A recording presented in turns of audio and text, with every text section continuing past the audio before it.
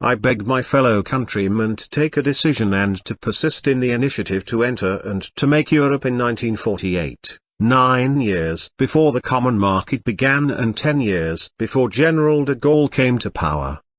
Even today Europe, with good reason, puts to Britain the simple but still unanswered question: do you enter as Europeans or as American agents? I believe as a dedicated, some may say fanatical, European. There is good ground to postpone the real making of Europe until this question is clearly answered. It is true that neither France nor any other of our divided nations can play the role of Europe in the world until the power of Europe is available. Consequently, we are all doomed to relative impotence until Europe is made. On the other hand, to turn Europe from a collection of small American satellites into one large transatlantic satellite would make things worse rather than better. At present, it is open to France or to any other European country to offer some resistance to that process, thus preserving some national and European identity. But as mere cogs in an international machine, seeking the best and getting the worst of all worlds, Britain, France, Germany, Italy, Europe itself, could be irretrievably lost. The full development of Europe is halted at present before the dilemma that without Britain Europe cannot entirely function, and with Britain Europe might cease to exist. The answer is for Britain to become truly European, and then to take the foot off the brake and tread on the accelerator in a hard drive for complete union. Such things have happened in our history before. The British people are sadly slow to start. No one has been more frustrated and infuriated by this characteristic than I have been, but once they begin, they can be among the foremost in speed and action.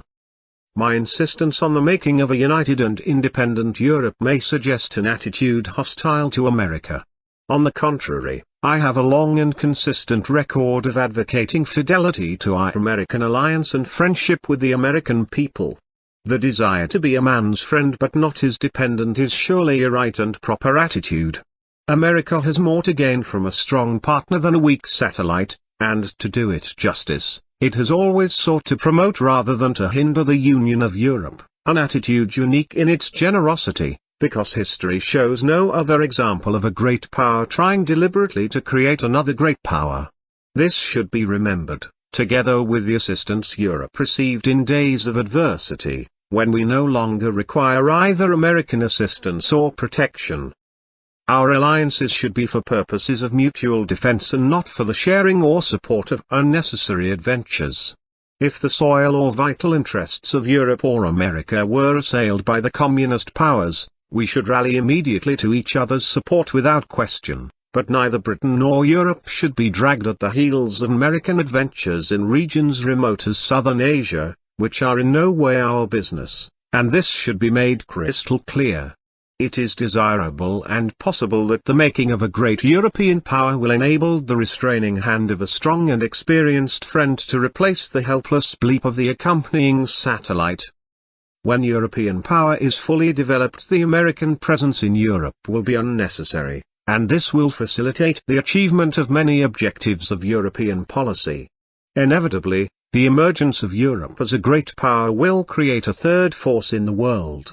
I have always been an ardent protagonist of that idea. This does not mean that we would then desert America in face of aggression, or refuse common arrangements to meet that contingency, but that Europe as a great power should deliberately try to hold the balance of the world, and our vast experience in foreign affairs will enable us to do it, once power reinforces knowledge. We have deeper roots in historical experience and far wider and more tested contacts than America, and they can be of service to us both when we exchange the position of a camp follower for that of a colleague. Spheres of influence. I have long suggested a division of the world into three main spheres of influence to replace the make-believe of a world force in the present United Nations, which by reason of its inherent divisions can never function effectively. Keep the United Nations by all means as a debating assembly and a point where cultures can meet, animosities be mollified and personal friendships formed, clear, strong debate in public and good, friendly manners in private can do much to clarify confusion and overcome hostility. But reality can never be built on illusion, and it is a patent absurdity to believe that anything effective can be done by the United Nations when it comes to action. The realities in terms of action are the great powers, and it is a humbug to pretend anything else. The facts survive either illusion or deceit. Two real powers exist in the world, America and Russia, and this result of the last war will prevail until the emergence of a third power in United Europe and possibly of a fourth in China. The danger of a new war will also continue until the strength as well as the wisdom of Europe can hold the balance of the world.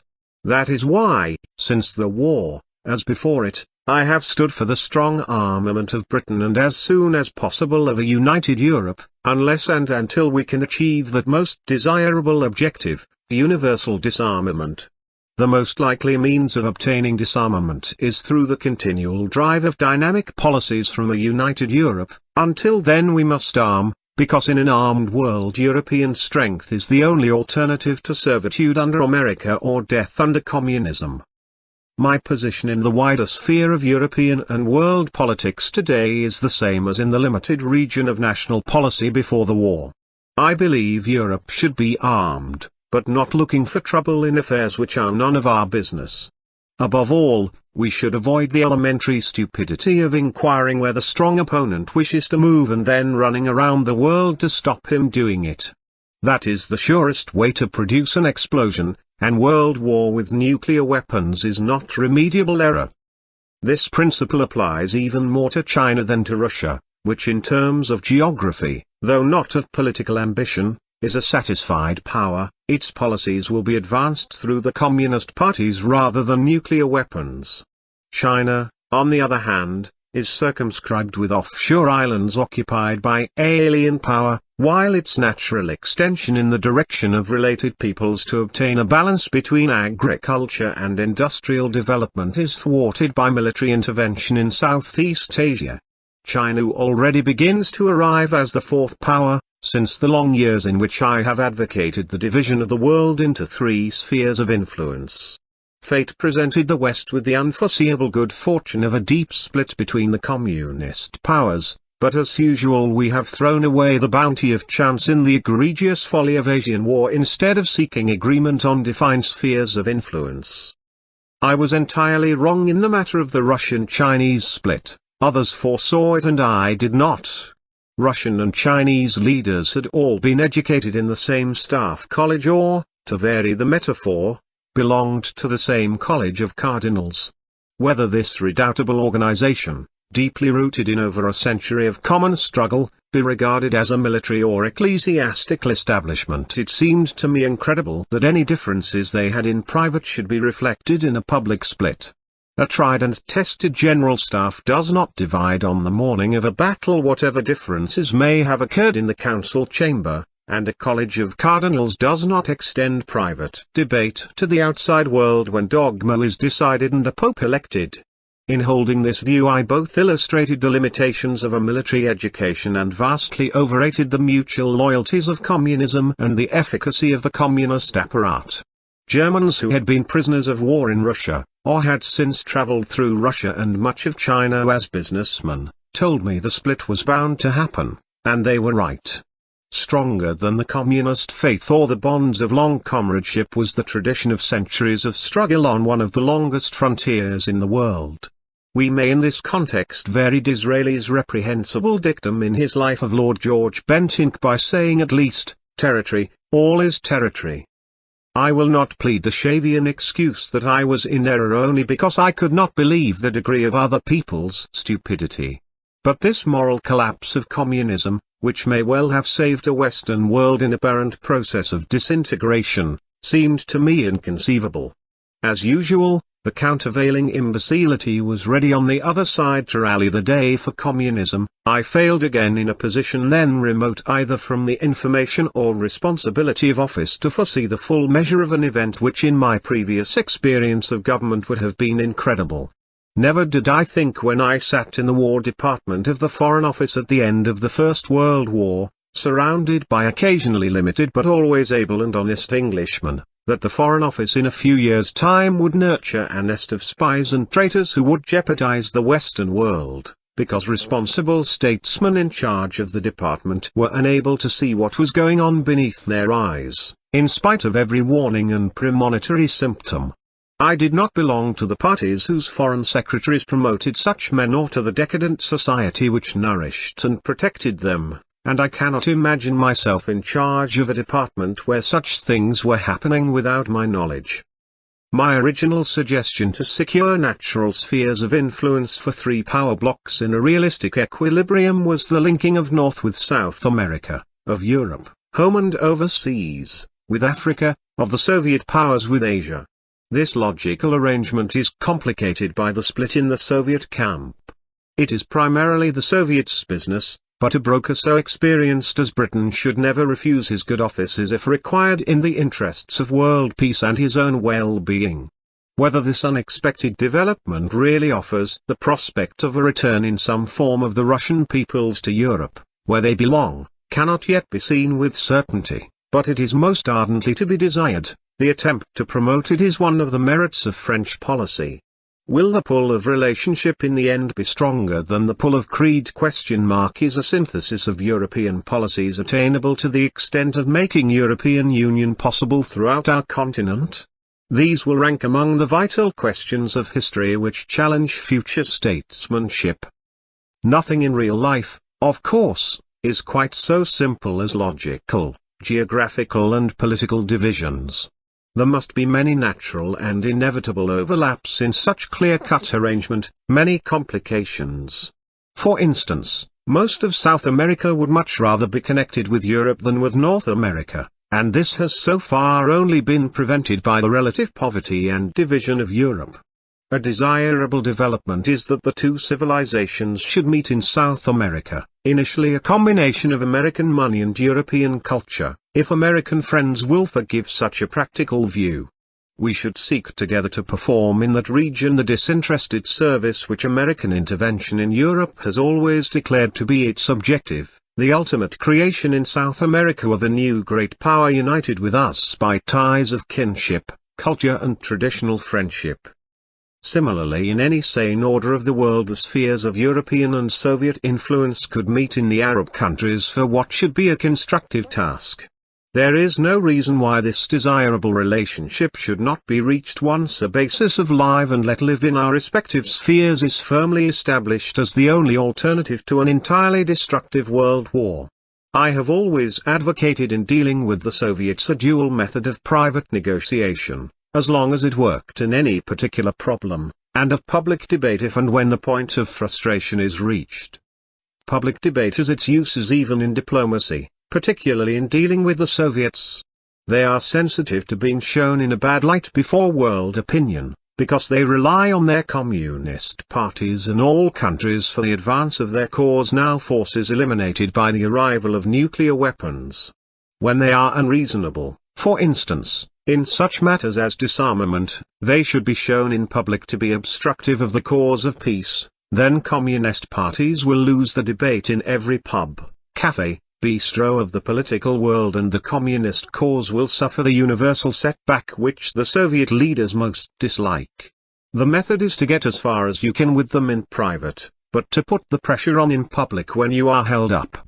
The reason that this technique is not more often employed is either that Western statesmanship feels itself inadequate to public debate, or that Western diplomacy still fears the public failure of any private negotiation will be disastrous.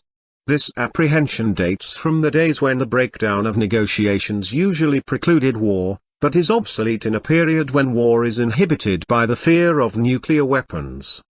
The Soviets have shown themselves again and again particularly susceptible to world opinion and far more skillful in its exploitation by adroit propaganda. They have even learned in recent years to choose their moment carefully before committing any particularly bestial atrocities.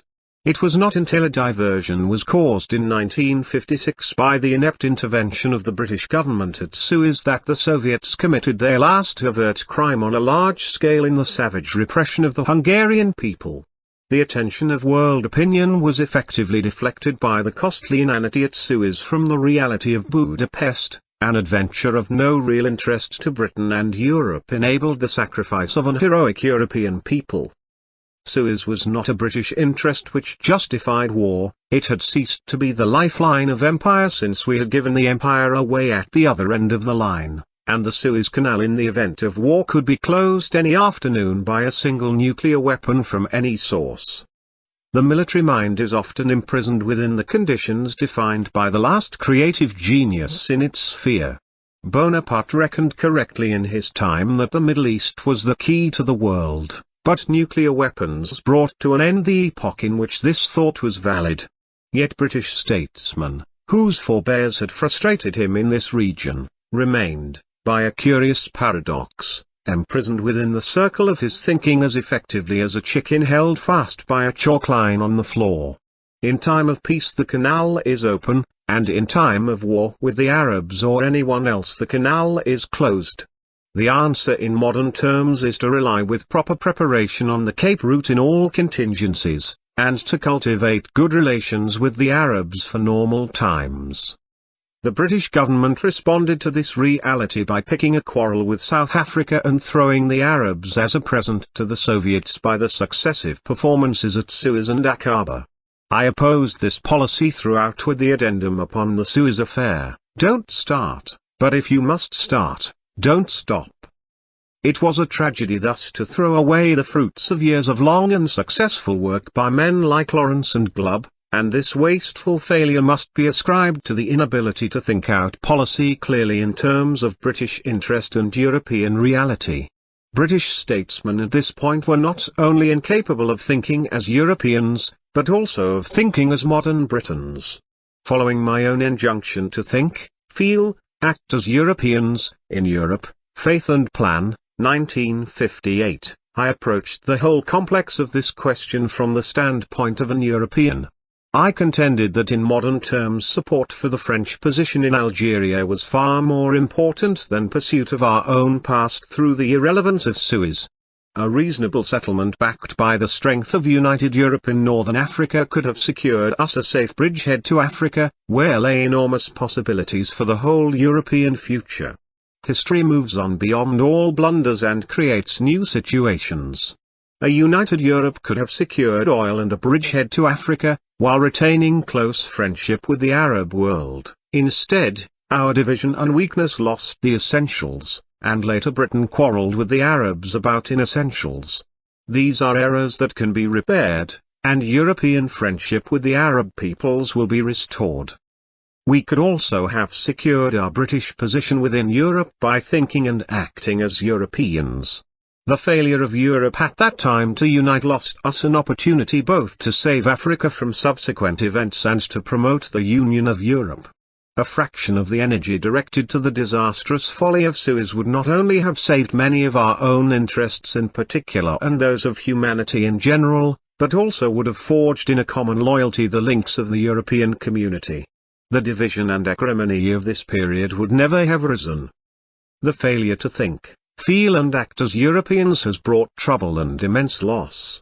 The statesmen of Europe never sat round a table and decided together what to hold and what to relinquish in the interests of Europe as a whole. This could have been done without any abrogation of the jealously guarded national sovereignties, if anything approaching a true European spirit had existed. There was no cause for rivalry in the Middle East, once we had decided together where and how we could ensure the oil supplies for all Europe, a wide choice. Since there were alternatives as far apart as the Sahara and Canada, only the will to common action was entirely lacking. Except for oil supplies which could at worst, or possibly best, be secured elsewhere, our only interest in the Middle East was to prevent a conflagration. Writing in August 1958, I said that it was the common duty of Europe to prevent the massacre or ill-treatment of 1.5 million Jews if that contingency arose, or of any other comparable community of any people, if it lay within the power of united Europe within its own sphere of influence to prevent a catastrophe both inhuman and dangerous to peace. Again history has moved on and reversed this risk. The Arabs now appear the more likely victims, but the same principles apply. The dual method of private negotiation with the latent alternative of public debate would again in that region secure the assent of the Soviets to a humane policy, for they could not be placed in the pillory of publicly willing the atrocious events which remain possible. A united Europe could have kept the peace in that sphere or in any other vital to our interest, and a reasonable settlement of outstanding problems would have followed inevitably from the strength of union and the wisdom of Europe in its exercise. Similarly, an effective alternative could have been devised to piecemeal defeat in detail throughout our previous imperial possessions, an orderly retreat or a firm stand where vital interests were involved. Again and again I have urged Europeans to decide where they will stand firmly together, instead of taking pleasure in each other's discomfiture while complacently attending their own downfall. The world was at our feet, but the will was lacking. Even with the dominant American power, it does not appear that a common long-term plan of action has ever been seriously considered to cover the whole globe in detail. Have Americans and Europeans ever sat down together and worked out a comprehensive plan of the positions we should hold and those we should relinquish? Have we ever got beyond wondering what the Soviets wanted to do, with the sole idea of getting there first to stop them doing it? Our attitude to Soviet policy has been no more scientific than that of the old woman who leans over the stairs and cries, "Children, whatever you are doing, stop it." We are repeating the classic blunder of circumventing the strong opponent on all fronts to stop him moving in any direction, the most certain formula for world explosion. Hold Europe, leave Asia, power of guerrillas. My own policy throughout has been clear: hold Europe, leave Asia. It rests on the simple, realistic premise that we can hold Europe but cannot hold Asia, for reasons long foreseen and now in course of being proved true.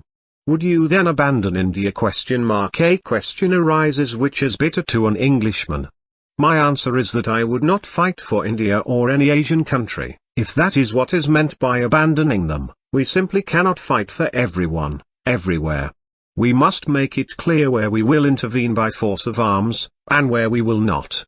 My definition of the sphere we should thus defend is Europe, its overseas territories and communications, the British dominions, our vital interests in Africa, and America, to honor a mutual guarantee if it were attacked in its homeland, nowhere else. If we face this question realistically, the practical effect of giving a guarantee to defend India by force of arms is to take an unnecessary risk of world war. The invasion of India by Russian or Chinese armies is an unlikely event, but if it occurred, would the British people be disposed to honor a guarantee to hold India in the only way it could be defended, with nuclear weapons? We should be faced either with another humiliating withdrawal which dishonored our pledged word, or with a world nuclear war. However, the communist powers have other and better means of taking India or any other Asian country than by an open act of military aggression. Why risk your neck climbing a tall tree to get an apple which can be shaken down into your hands? The communist method in Asia is to use the technique of which they are past masters, a combination of political agitation with street and village violence. Will America or Britain use nuclear weapons to overthrow an elected communist government in Delhi? If not, they should stop talking nonsense about nuclear guarantees, and start assisting the Indians to develop the political techniques which can meet and defeat the communists on their own ground. We have done it, and we can do it again in Europe, but in Asia it must be done by Asians, not by European bombs, but by Asian wit and will.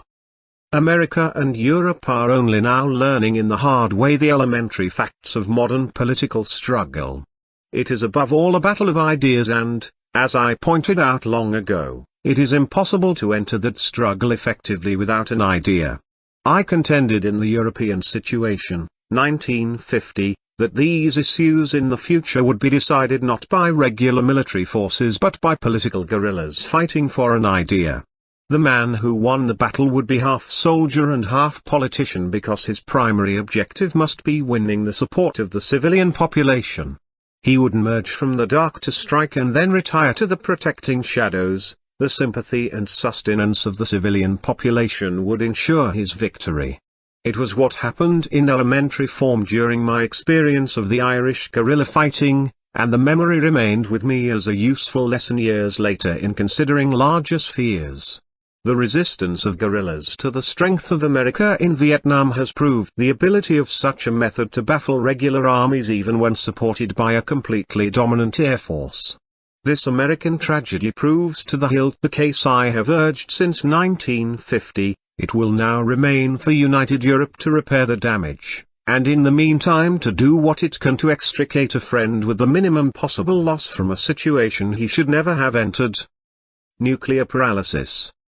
The new guerrilla technique, baffling even the overwhelming power of America, was easily foreseeable, and was described in detail in My European Situation, 1950. It can and will be applied with far more effect in ever wider regions if we continue simply to rely on the orthodox military tradition. The soldier alone is insufficient, he must be preceded and accompanied by a political idea and those skilled in its use. The day of the man who is half soldier and half politician has arrived. This fact begins to be understood in jungle warfare as a result of the American experience in Vietnam, but the further and more important fact does not yet appear to be grasped. Urbanized guerrilla warfare can be decisive in future war between great or lesser powers. The political soldier who wins the support of the civilian population, and who is armed with the new light weapons science will provide, can defeat even great powers armed with nuclear weapons which cannot be used against an enemy interwoven with normal city life. It will then certainly be found that to win a war which is basically a war of ideas it is necessary first to have an idea. This main thesis of the European situation was developed within the ambience of a general situation which I described as the age of the paralyzed giants, meaning that the deterrent of nuclear weapons would be so great that it would inhibit full-scale war. I wrote, "It has often been said that wars would end because they would become too dangerous. That prophecy has never yet proved true. It would be a delusion of optimism to believe that it is now true. But it is possible, and even probable, that wars in the old style will now end for this reason. What state will declare war, or attack and destroy another state, if it also is certain to be destroyed?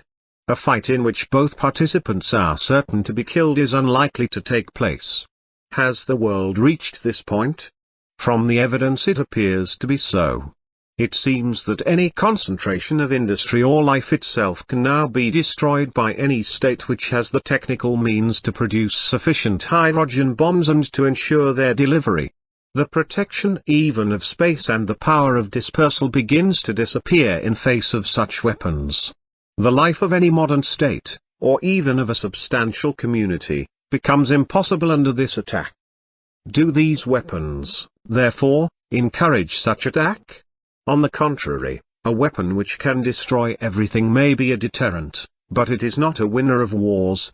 The attacker may destroy his opponent, but the counter-blow can still be delivered, and he himself will be destroyed? At present this is the only answer, but it is effective. The Soviets cannot impose communism on the rest of the world with this weapon, even if they can obtain it. They can only make the rest of the world a desert. That is why wars between states in the old style may come to an end. Neither of the great power groups will dare to move because that would mean death to both. We are reaching the period of the paralyzed giants. 3.5 years after I published this view, Sir Winston Churchill said in the House of Commons on November 3, 1953, "It may be that the annihilating character of new weapons may bring an utterly unforeseeable security to mankind.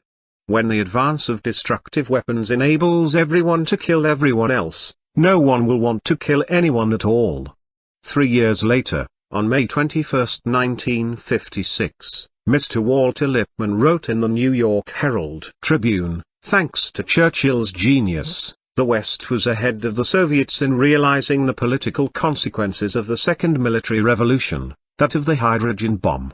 This second revolution has led us to the acknowledgement at the summit meeting in Geneva that the great nuclear powers themselves are in military stalemate and that they cannot contemplate war as an instrument of their policies. How much can be saved if facts are recognized sooner? Britain should not to the Far East with nuclear guarantees or equivocal evasions, but give a clear definition of its own position and suggest constructive policies designed to secure a new equilibrium. China is a fact in the Far East, and its natural sphere of influence is among related peoples in Southeast Asia. What matters is to prevent it going any further by force of arms. The idea of communism we should always be ready to match with a better and a stronger idea. Once spheres of influence are established and maintained, if necessary by the power of arms, the future can be decided by a battle of ideas reinforced by the success or weakened by the failure of political systems within the respective spheres of influence, and rightly so. The balance to China, non-proliferation. Where force is necessary to prevent aggression, it should be effective action natural to the region, not a remote intervention from alien power. Asian affairs should be settled by Asians, and European or American influence should be confined to assisting such developments by wise and helpful policy. A natural balance to Chinese influence in Asia would be a combination between India and Japan. The energy and executive ability of Japan would be a support to India, and the Indian potential market would be a challenge and an outlet to the constructive capacities of Japan. All the influence of Western diplomacy should be devoted to promoting such developments. Instead of tramping around with much trumpeting of Western morality, which usually ends in the pathetic squeak of precipitate retreat, we should strive for some practical solution on a sound and durable regional basis, maintained and inspired by Asian ideas. A sphere of mutual economy and defense could peaceably, but in the event of danger effectively, encircle China and Southeast Asia from Japan to India, and could include in its circumference many of the Pacific Islands and intermediate lands, without any intervention in the legitimate interests of China on the mainland of Asia and without any clash, unless that country strove to pass beyond its natural sphere by force of arms. A combination of Japan with the Philippines, Indonesia and Malaysia could provide a market with a population almost as large as the European common market, and the further connection for these purposes with India would bring together a population as large as that of China.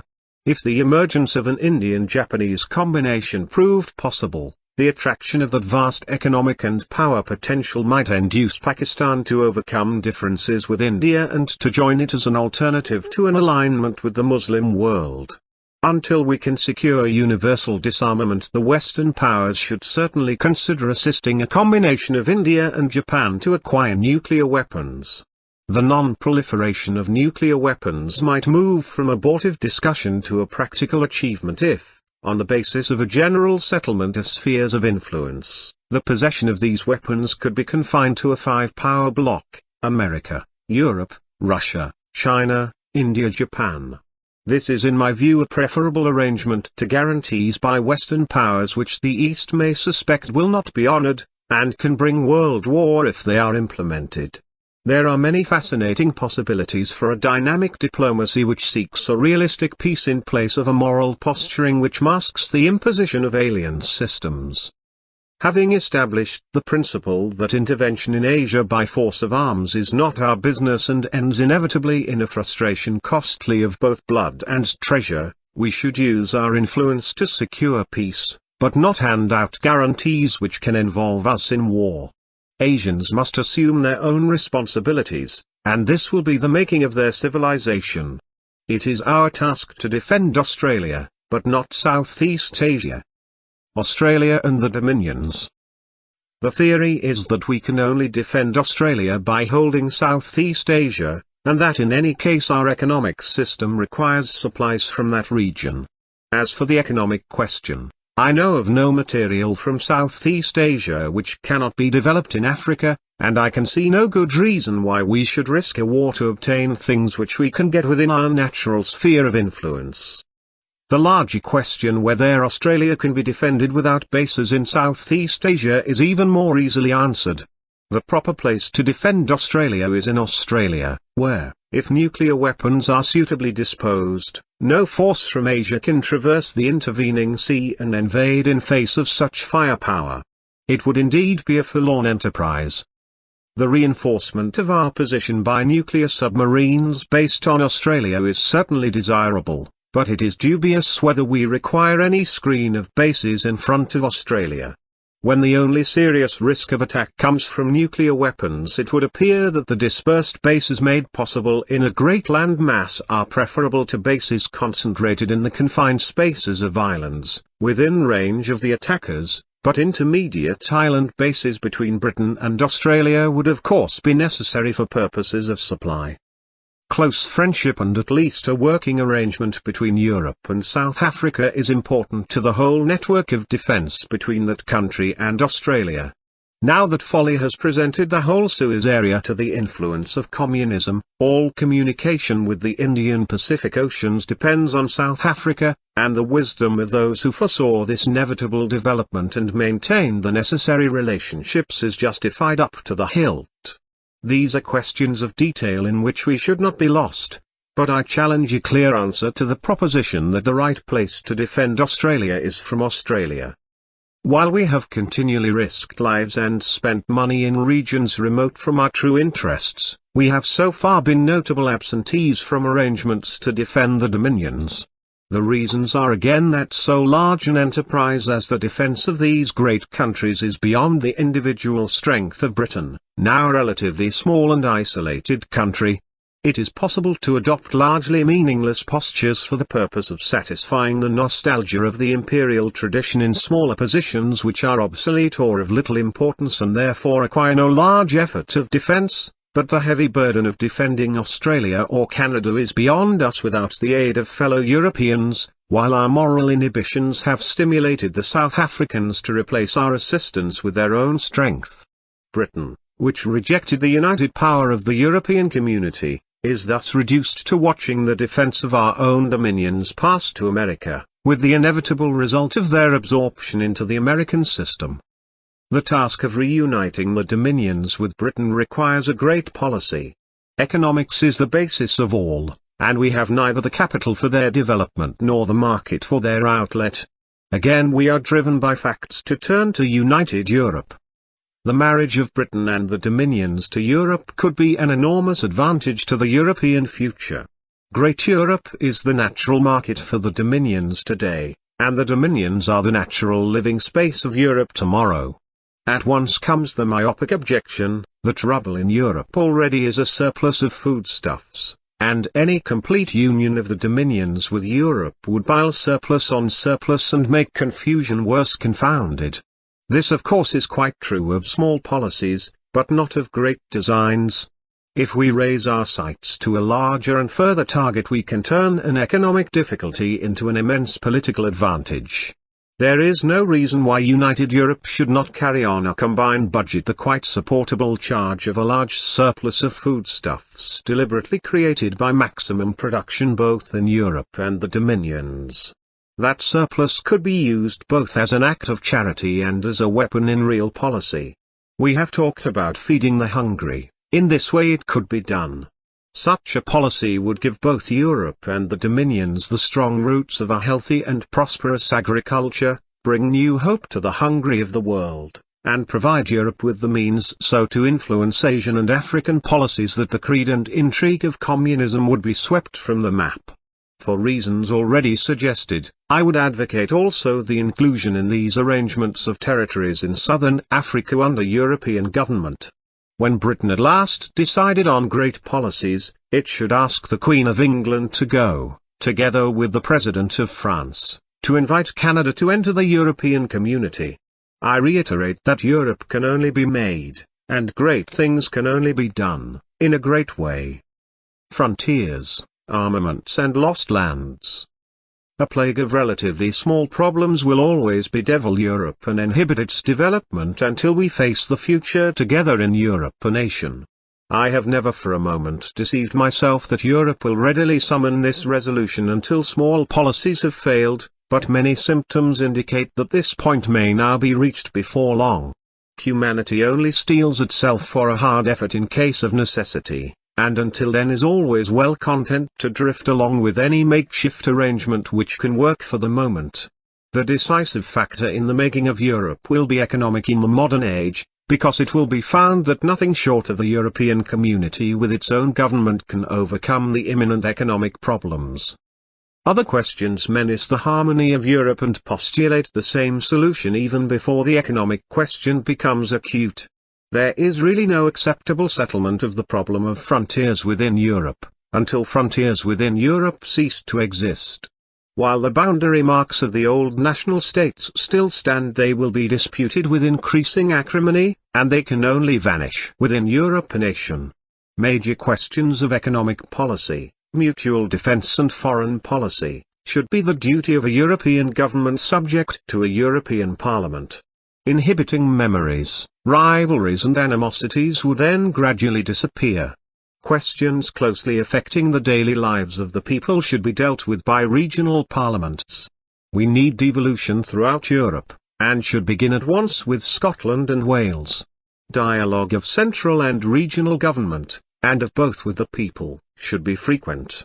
I long ago suggested, government should always know what the people are thinking, and the people should always know what government is doing.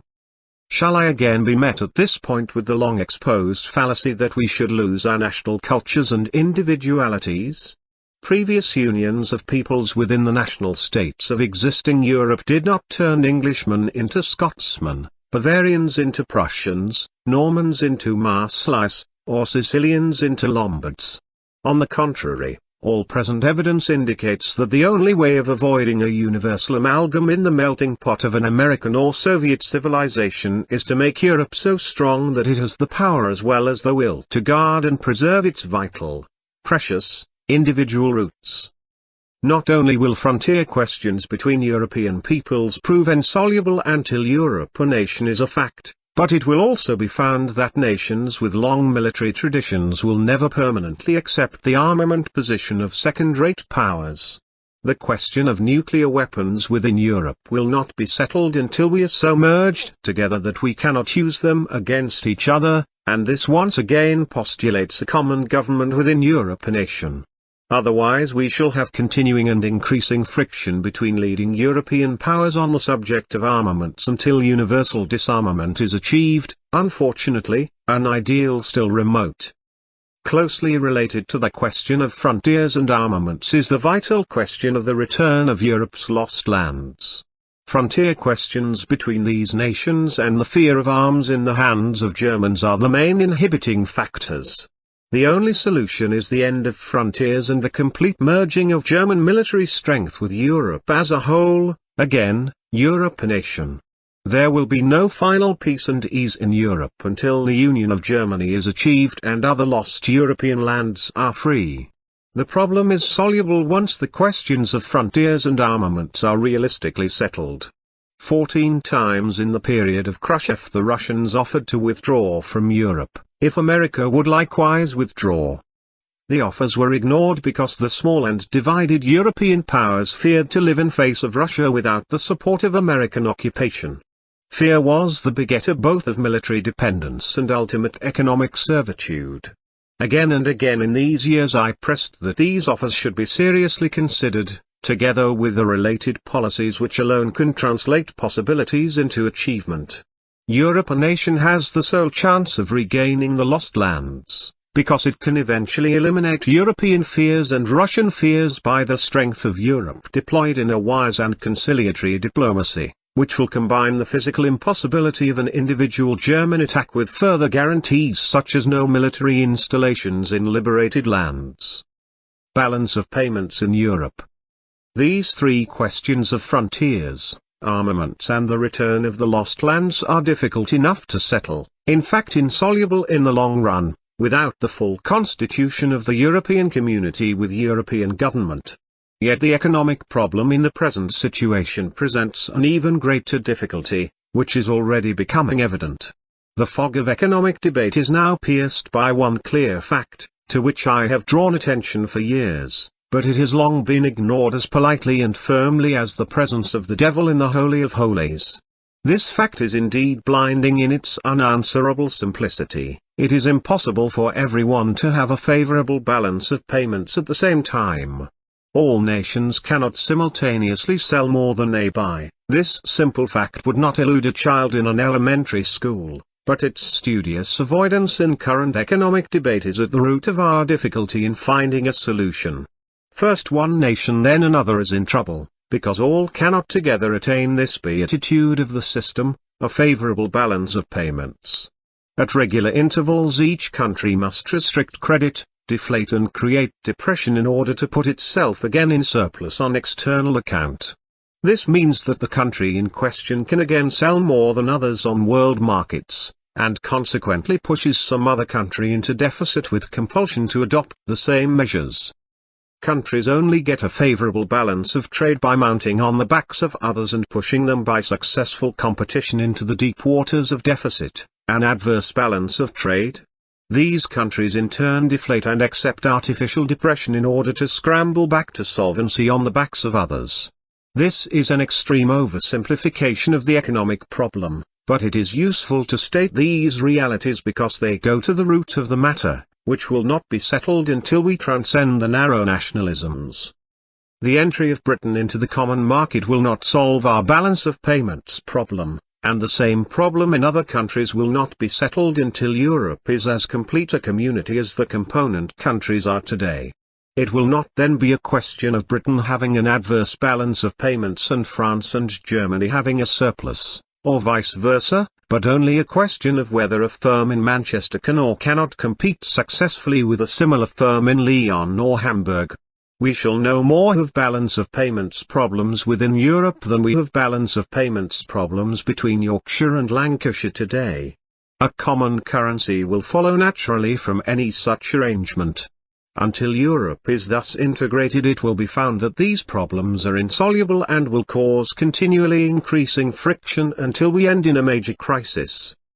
The banker's dream is of course theoretically possible with all countries accepting the dictatorship of international finance to keep their trade in near balance, and with temporary deficits serviced by the banks until the correction of compulsory deflation has worked. In what the bankers conceive to be an entirely rational world, the carrot of loan and the stick of credit restriction would keep all trotting together in a fashion both orderly and profitable. The trouble is that the world is not rational in this way, less so than ever today. The completion of Western industrialization and the desire of other countries to imitate the process both in its successes and failures, the development of science with its enormous productive potential, and the desire of everyone to play the big frog in the puddle at the same time, has shattered any hopes of a return to the 19th century bankers' system. It rested on the basis of poverty economics, which were easy to control, but are in extreme contrast to the plenty economics of today, which already suggest to industrialist and worker that they can be free of bankers' control in a producer's system. Bankers will eventually discover their 20th century role in the profitable organization of the vast new enterprises of a scientific, producer's system. In the meantime, so far from solving the balance of payments problems for every country at the same time, the bankers have failed even to agree on a plan to secure international liquidity, which is primarily their concern. Several different solutions are available, but the will has been lacking to agree on any durable policy. The matter of international liquidity and related issues, now so laboriously debated, will in the long term be found irrelevant to the fundamental question. It is highly desirable that solutions to these difficulties should be found, but the effect of success would be transient if the deeper problems are not faced. Roosevelt in the 30s temporarily solved the liquidity problem by doubling the price of gold, but the effects were exhausted within 3 to 4 years for exactly the same reasons as are still operative. Sir Stafford Cripps temporarily solved the British balance of payments problem in 1949 by a devaluation of 30%, followed by the austerity of credit restrictions to prevent or rather retard a commensurate rise in internal prices, but in due course the problem returned in a form aggravated by a drug which was no remedy. It will return yet more speedily after the devaluation of 14% in 1967. There are certain fundamental questions to which I have long drawn attention which will return in a more acute form than ever when the artificial effects of war and armament booms are eliminated or even reduced. Before we approach these larger questions and the solutions I have proposed, it may be well briefly to consider the policies by which Europe is now aggravating problems which are already difficult enough. Exploitation of cheap labor. We British in particular can draw full warning from our past against the errors which all Europe is now committing. It is not a matter of theory but of fact that the chief industries of Britain were ruined in the 20s and 30s by the exploitation of cheap labour in undercutting competition, not only on world markets but by import of their goods to our own market. The experience of the cotton industry of Lancashire and the woolen industry of Yorkshire is evidence of what can occur when advanced countries export machinery to countries where finance can exploit labour with lower wages to compete disastrously against them. The uncontrolled competition developed by a greedy and anarchic capitalism within the empire from India and Hong Kong, and without from China and Japan, was responsible for the ruin of Britain's main industries in its primary effect, and for the throwing of China to communism by the ruthless brutality of the exploitation in its secondary effect. Britain was saved from the full consequences of these errors, against which I warned at the time, not by the wisdom of statesmanship but by the genius of science. The diversification of our industries through the new inventions of science saved us as clearly in the economic sphere as the development of nuclear weapons saved us in the military sphere. No one could have foreseen either event with certainty at that time. It is the task of statesmanship to deal with facts as they are, not to entrust the destinies of great peoples to the vagaries of chance or the luck of other people's inventions. Our scientists and technicians are singularly gifted and we can rely upon them to keep us in the forefront of the nations if we do not treat them so badly that we drive them abroad. But we cannot be sure that every time and in every sphere their talents will provide at exactly the right moment a life raft for politicians drowning in the sea of their own follies. The lessons of this experience have not been learned either by Britain or by Europe, now busily engaged in including within its economic community the same possibility for the exploitation of backward labor by finance to provide a cheap internal competition in many of the relatively new industries which have recently been developed. This tendency is maturing slowly in the particular conditions prevailing since the war, because finance has had so many profitable distractions from the process which previously made vast fortunes in the East at the expense of the West, but the opportunity is still present in Africa and it will undoubtedly be exploited if nothing is done about it. The three phases of industrial development which I concluded were inevitable in my early observations of Detroit and Pittsburgh are still a valid forecast, and are liable to occur in a world of free and intensifying competition. We have already passed the period of the classic economics when skilled labor in competition was sure to defeat the unskilled, and are progressing into the period of rationalized industry and simplified mechanical processes which enabled India to beat Lancashire in the cotton business. I long ago observed in Detroit that the elementary individual tasks of the conveyor belt could ensure the victory of unskilled labor, even in the motor industry. We are in the phase of rationalized industry which is eminently suited to the exploitation of cheap African labor under the supervision of relatively few white surveyors. And it will inevitably occur if nothing is done about it because it can be so immensely profitable. The third phase, suggested to me long ago by my observation of tendencies in Pittsburgh, lies in general much further ahead, the development of almost fully automatic machinery in which relatively few highly skilled men work machines, or even supervise them.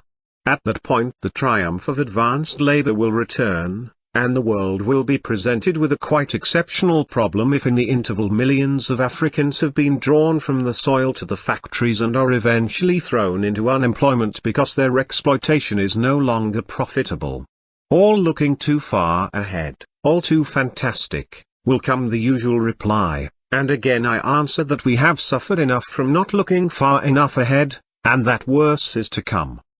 Africa and South Africa. My approach to the African question is from an economic and social and not from a racial standpoint. Racialism has really nothing whatever to do with this matter. I have always stood against the exploitation of the old colonialism, the placing of one people on top of another on grounds of alleged superiority or inferiority, which is the only rational definition of racialism and which I reject. The present nonsense of what is called racialism has nothing to do with the serious African problems, which are economic and social. If in the same economic community you mix people of completely different stages of development, you get economic exploitation disastrous alike to the advanced and the backward, and a grave social problem with bitter resentments. I may possibly claim foresight for having devised a policy to meet these difficulties in 1948 when they were not so clearly apparent. It was called the Mosley-Pirot Proposals, because my collaborator was generous enough to give it this name, although he had far more knowledge of the subject and did most of the work. Oswald Pirot was at that time a distinguished member of the South African Bar. He had previously been Minister of Defence in 1939 and had occupied several posts in the South African government, but resigned at the outbreak of war for the natural reason that he was of German origin. He had a brilliant intellect and firm character. His premature death was a loss to his country and to European thought. These proposals in broad principle divided the whole of Africa between white and black governments. What has since occurred in a welter of confusion, bloodshed, chaos and atrocity, was suggested in a clear, calm, ordered plan. Black government in this policy received roughly 2/3 of Africa south of the Sahara, and the rest was to be held clearly and firmly by white governments where substantial and deeply rooted European populations existed. Rhodesia was naturally included in the definition of territory under white government, and the danger of a clash with British people would have been eliminated by a comprehensive plan which gave a fair deal to all. The basis of this policy was that Africa is an empty continent with a population of 20 to the square mile as compared with 200 in Europe, and we should therefore legislate for the future rather than the status quo which could not endure.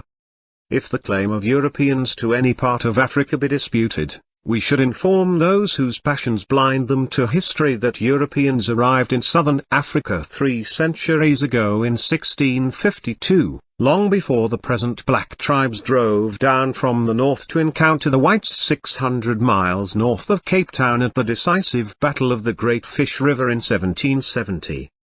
The only original inhabitants of southern Africa were the Hottentots or Bushmen, who were scrupulously preserved and looked after in white territory by the Christian Europeans, but in black territory disappeared even more completely than the Red Indians in America. On every ground of history, geography and moral right the Europeans have a proper place in Africa, and on the even stronger ground of existing facts it was clear that they will either continue to govern in regions where they have lived and ruled for centuries or will die to the last man in defense of their homeland. Practical statesmanship therefore had the task of finding workable solutions to historic and existing facts, and the division of Africa between white and black governments was our answer in 1948. That policy was rejected on principle by the British government, but since then more than water has flowed under the bridges and soaked into the tragic soil of Africa. Separate development or apartheid on a big scale right through Africa could then have been secured by a decisive initiative from Britain, and would have averted many past tragedies and many present difficulties. The emotions of the present had not yet been engendered. The destruction of the beautifully varied tapestry of nature's design had not yet been made an article of faith by those whose deep desire is to make the world as grey as themselves. They seek to turn a complex into a religion. It was still possible for an Archbishop of Canterbury to say, if it were entire separation, 2 separate countries, with separate cultures and customs and governments, there would be much to be said for it. The Times, April 22, 1953. There was still time for the wind of reason rather than of chaos to bring change to Africa.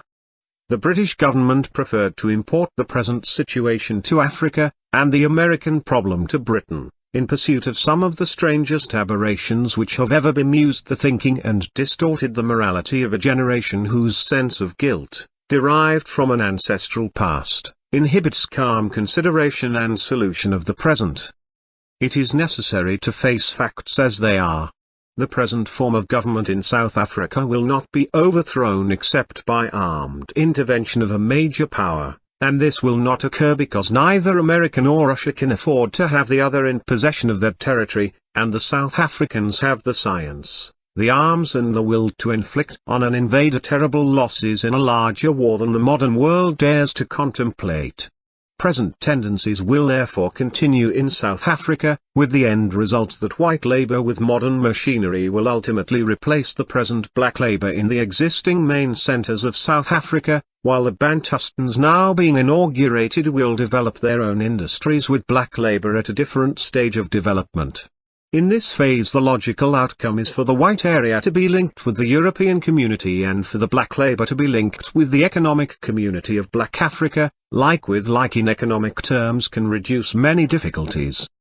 This is an apartheid which does not perpetuate but effectively brings to an end the old colonialism. There is so much confusion over terms like apartheid, partly just muddle and partly deliberate misunderstanding or misrepresentation. I have stood throughout for a genuine apartheid, a real separation of the two peoples into two nations which enjoy equal opportunity and status, not the bogus apartheid seeking to keep the Negro within white territory but segregated into black ghettos, which are reserves of sweated labor living in wretched conditions. Meantime, white and black are living in the same economic community in South Africa, but even in these conditions an extraordinary effort of state enterprise has transformed housing conditions and left many European performances far behind. A start has been made with the organization of a genuine apartheid in which white and black can have an equal chance. Personally, I have urged within South Africa the principle of equal pay for equal work, because it is right that the same reward should go to the same skill when white and black are still working in the same industries. I believe this reform will soon be completed, and will give to South Africa both fair conditions and a rapidly expanding market until the ultimate goal of two completely different economic communities is reached. The rest of Africa presents a much more difficult problem because governments are weak and often corrupt. Finance capital is free to move in for the exploitation of cheap labor, which is unprotected either by government or trade union organization. A helpless, illiterate mass can be uprooted from the village to become the fodder of the factory. They will be sweated under the charge of a few white supervisors. The goods will eventually dislocate the European market to which these countries often have free entry. It is nonsense to talk of racialism when the problem is so clearly in origin economic. The point is emphasized by evidence that the same thing can happen in lesser degree within Europe itself, if nothing is done to organize effectively within a common market. The coming labor crisis in Europe. A fair basis of competition is essential within a common market. Otherwise, sooner or later there will be both a tendency for mass migration of labor from the low-paid areas to regions where higher wages are paid, and an inclination of capital to move into the more primitive parts of Europe to exploit cheap labor. Migration is to some extent already occurring, with social effects which can be disruptive in a less buoyant market for labor. The movement of capital to the backward areas is at present largely inhibited by the almost complete absence of basic facilities in these parts of Europe, such as power from coal, water or electricity, but capital may itself overcome these difficulties in time if differential wage rates become a permanent feature of European life, with opportunity to exploit the less well-paid. The clear line of solution is to approach as rapidly as possible the principle of the same rate for the same job throughout Europe, and for state capital investment to provide basic facilities in the backward areas, which will enable their development with fair and equal labor conditions. The novel idea may at some time be realized by the rulers of Europe, that it is at least equally moral and desirable to provide capital investment for the poorer parts of Italy, Spain or Scotland as for the darker parts of Africa. Not only the fantasies of existing thinking stand in the way, but also the prevailing root objection to regarding Europe as anything but a collection of competitive sovereign states. Part 2. The crisis we face at home.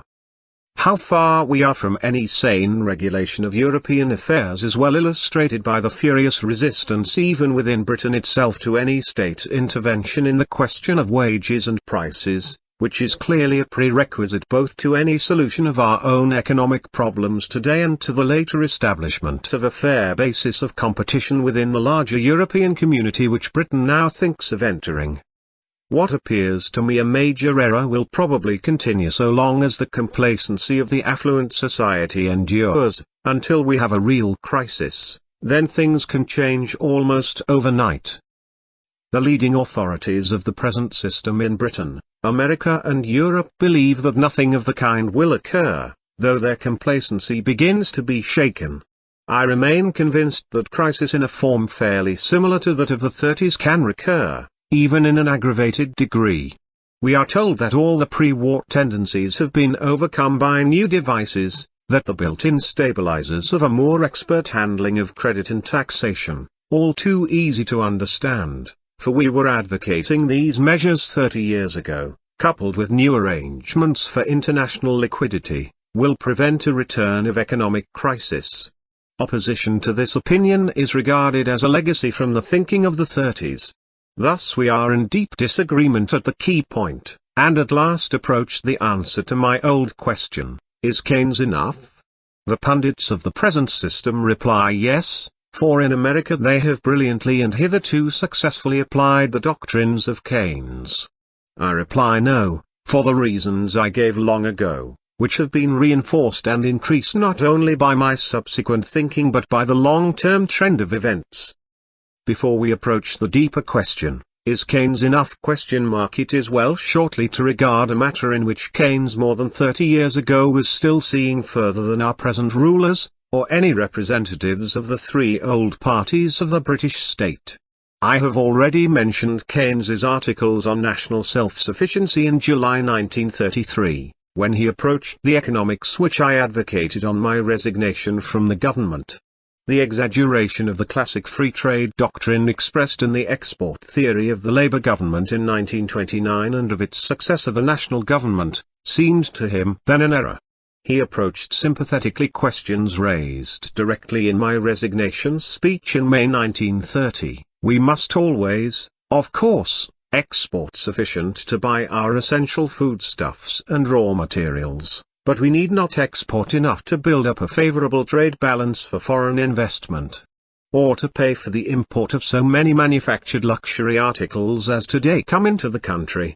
We have to get away from the belief that the only criterion of British prosperity is how many goods we can send abroad for foreigners to consume. Keynes then recognized the inevitable difficulties of our export trade inflated to this abnormal extent and suggested a change of position, which was not far from the policy of controlled imports advocated in my resignation speech. The concept of controlled imports coupled with the floating exchange rate which was inherent in my policy from the Birmingham proposals in 1925 to my resignation in 1930 is the exact opposite of the present method of all main parties of the state, but is much nearer to the views of Keynes.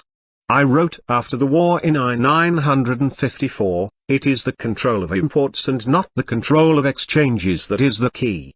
It is the movement of goods in and out of countries which matters in terms of economic reality, not the movement of money. The rate of exchange can move freely, look after itself, provided the economy is protected by complete import control.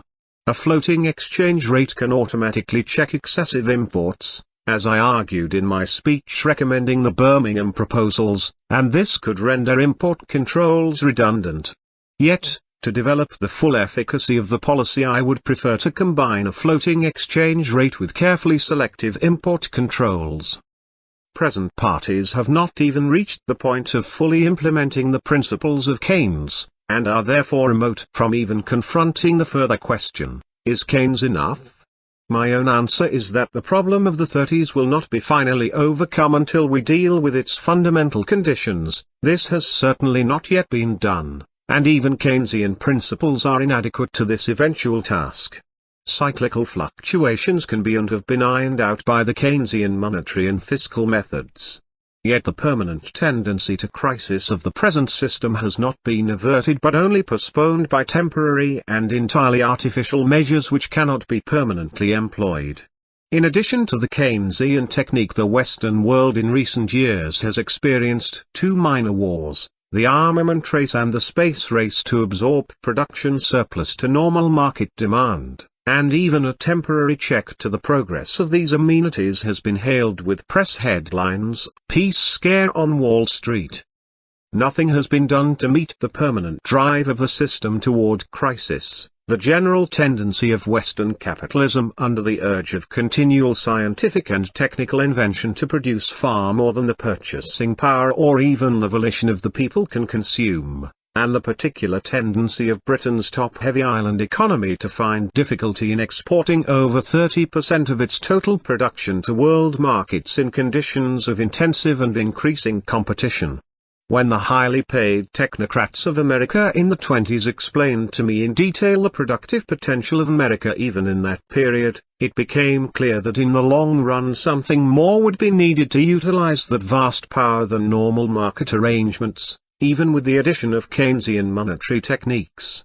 What has occurred since has not diminished but greatly increased the necessity for far-reaching policies, but the gravity of the need has been masked and therefore in the end aggravated by the altogether abnormal demand caused by the unparalleled destruction of the Second World War and its continuing aftermath in minor wars and armament rivalries, which any relaxation of world tension can at any time bring to an end. The economic deluge will descend when the war clouds are dissipated. When things are going well, it is a human tendency to believe that no change will ever come. Nothing can happen becomes the fixed belief of a prosperous complacency, but all history is a record of the contrary. Things happen, and often the least expected. This time there is little excuse for such myopia, because the symptoms are becoming increasingly plain. Despite large armaments and small wars, the tendency to overproduce in relation to normal market demand becomes more and more apparent in America, and the distortion of the natural mechanism of production and market by measures necessary to maintain the artificial situation of Cold or Warm War tends finally to aggravate the disequilibrium.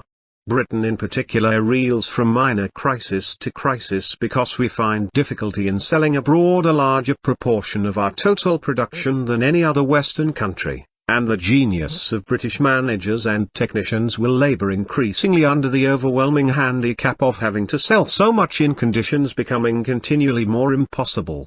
Major crisis will supersede minor crisis in Britain when any considerable decline of world demand leads to dumping by the industrial giants below production costs. This is always possible to a big country with a large home market, and with a relatively minor margin of export trade, but not for a country which needs to export nearly a third of its total production in order to live under the present system at all.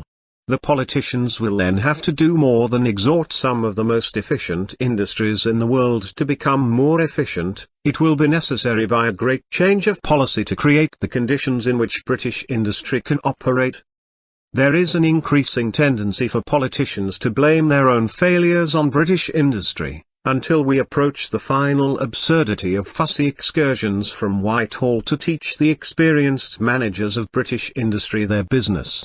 This is a fundamental misconception of government, for it is the duty of politicians to create the conditions in which industry can be conducted, not to instruct the managers of industry in the detailed conduct of businesses in which they are experts and the politicians entirely ignorant, a process which adds effrontery to incompetence. British industry is confronted with the necessity of selling more than any other country from the basis of a very small home market.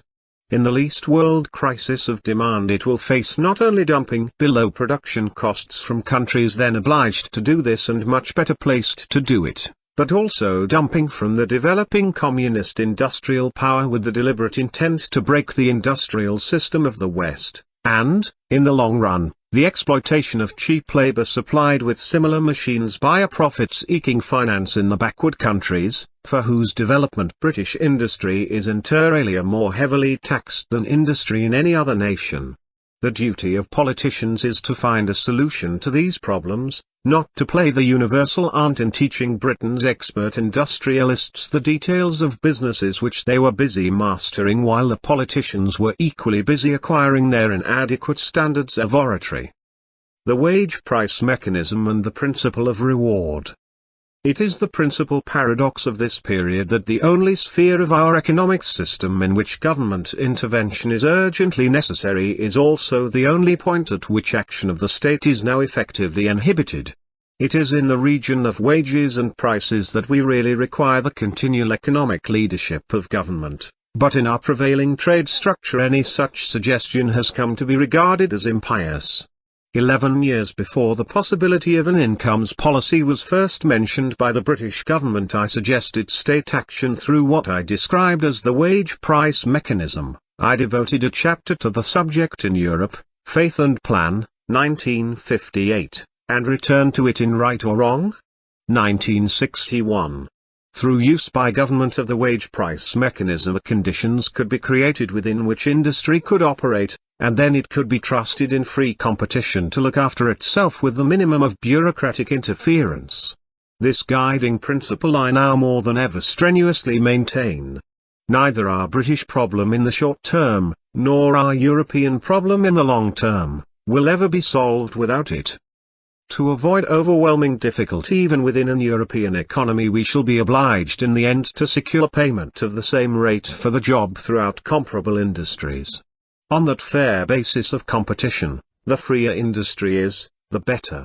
As science increases the means to produce with mass production methods for this immense market, it will more than ever be necessary to equate production and consumption by systematically and evenly increasing wages, salaries and fair profit to provide the market which industry will otherwise lack, and this can only be done by the economic leadership of a central authority within an economy largely insulated from the world costing system and the fluctuations of external market prices. It will not be enough to have a common market, it will also be necessary to have organization within it if production for adequate demand and a fair basis for competition is to be secured. Everything necessary can be done by the instrument of the wage price mechanism, and the action of government can virtually be limited to these 2 points. Even control of prices will only be necessary if monopoly exploits its position, otherwise, in a viable economic community prices can be left to the free play of competition. The flexible instrument of the wage price mechanism can secure many objectives which are becoming essential. Not only can it systematically equate production and consumption and thus overcome the basic dilemma of the 30s, which threatens to return directly war and near-war conditions and other abnormalities of the present period cease. It can also maintain a proper balance between wage, salary, profit and investment, for if you have power to influence the two former factors you automatically affect the two latter. Within this equilibrium it can secure some redistribution of reward, which is vital if modern society is not to be increasingly divorced from every dynamic principle of industrial development. The brain drain menaces the well-being of Britain today and of Europe tomorrow. And if proper incentive is not restored to ability, the drain may be followed by something like a stop of supply. It is against every principle by which the industrial revolution of the West has reached its present point of phenomenal development, and against every principle by which man has scaled the heights of evolutionary nature, that high reward should not go to high ability and energy. Yet society is becoming so arranged that the differential award between much skill and little skill is tending more and more to disappear. The reason is that power rests with the massed battalions in the industrial dogfight by which wage questions are settled, and in that struggle all factors seem to be considered except the maintenance and promotion of exceptional ability. Nothing can remedy this condition, which drifts ever more clearly toward disaster, except the direct intervention of government in determining the basic principles of reward for effort. Not only outstanding ability, not only the scientists and gifted technicians, whose attraction and maintenance should be the first charge on any economic community, are drowning in the present industrial chaos. Any body of men is neglected, however essential, unless they are organized in a big battalion to prevail in the industrial struggle. A mass of the lowest paid workers for no good reason draw wage far lower than the main body of their fellow workers, and despite continual discussion of the problem the trade unions have so far failed to do anything about it. It is the top and the bottom of the scale that suffer most. agriculture has never yet secured recognition of its basic importance to a healthy community, and it never will be properly treated until the principle of economic leadership by government through the wage price mechanism is firmly established. When mass production for the large and assured market of Europe is developed, and still more when automation for such a market has immensely increased the power to produce, a far larger pool of wealth will give rare opportunity to increase the reward and the amenities of the countryman, thus fortifying the equilibrium of the state without any impairment of the purchasing power of the industrial worker. Others who are not organized in big battalions should likewise at this point, and indeed before, directly benefit from government leadership through the wage price mechanism, the civil service, the police, the fighting services, and above all the doctors, nurses and health services on which the whole structure of the state depends, and the pensioners, the old and the infirm. No equilibrium of an economic community can be established, and no durable equation between production and consumption can be maintained, until government operates what should be the prime function of the state in the modern age, economic leadership through the wage price mechanism. It will surely be regarded in future as one of the most extraordinary illusions of this period that government has the right and the duty to interfere everywhere in industry except at the 2 points which matter, wages and prices. Setting aside the pretentious absurdity of government claiming to teach industry its detailed business, which is simply a mask for fundamental ineffectiveness, what is the function of government in the modern world if it does not give economic leadership in the key questions of wages and prices? Is it just to keep the peace at home and abroad, until the collapse of the economic system risks disorder at home and impels us toward war abroad? Is it just to levy taxes to maintain a growing and largely purposeless bureaucracy, and to hand out money to local authorities? Surely these principles derive from the stagecoach age, for every pressing problem of the modern period is economic. In real terms, government has little function except to talk and posture, if economic leadership is excluded, if intervention in wages and prices is prohibited. Reward, a cure for the English disease? Even within the limited spheres allowed to government by the dominant forces of the present system, politicians fear any action which can remedy the malady known as the English disease. There will be no health in England until we establish the principle that it does not matter what a man is paid if he is worth it. This means quite simply that he creates more than he earns. If this principle is applied, there will be no more brain drain, and even without a major revision of the economic system this could be achieved through a reform of the fiscal system. There is no reason why payment by results should not be extended to our methods of taxation. When a firm largely increases its production, particularly in present conditions in the export trade, the chief executives should be rewarded by a corresponding reduction in their taxation. It does not matter in the least if such a man's taxation is reduced to vanishing point, provided his efforts have increased the wealth of the nation by more than the reward he receives. If British industry has not yet the wisdom to give good young executives an interest in the equity of the firm in American fashion, a remission of their taxation in return for productive achievement can make them free men and give them fresh creative power by enabling them to save and to acquire their own capital. These revolutionary reforms are necessary to restore the normal working of nature and to cure the English disease.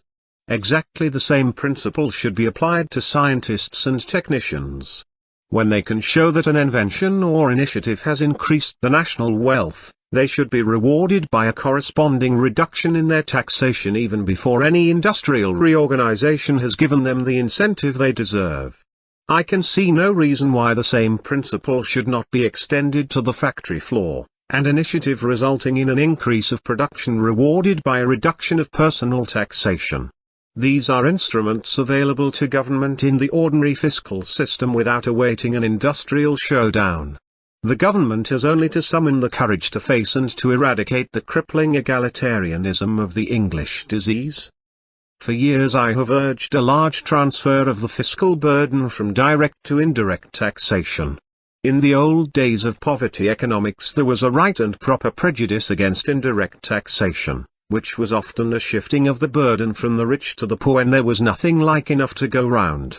If this cannot today be described as thinking of the stagecoach age, it can certainly be called thinking of the railway age, for it dates from the period when Gladstone changed Pitt's system of indirect taxation into the direct levy of the present income tax method, and since then no one has done any really new fiscal thinking.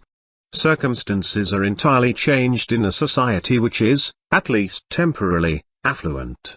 Certainly, the basic necessities of life, food, clothing and housing, should be free from all tax, but indirect taxation graduated to the luxury element should replace the direct levy which falls on the thrifty and the spendthrift alike.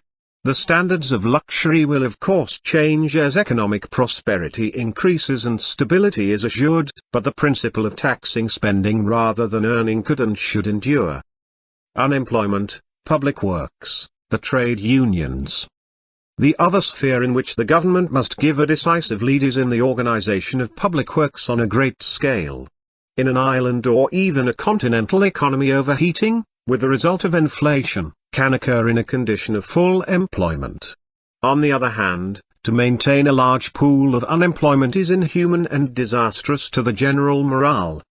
The answer to this dilemma of the present system is to avoid overheating and inflation by the restraints of credit policy, while taking up the consequent slack of unemployment in public works.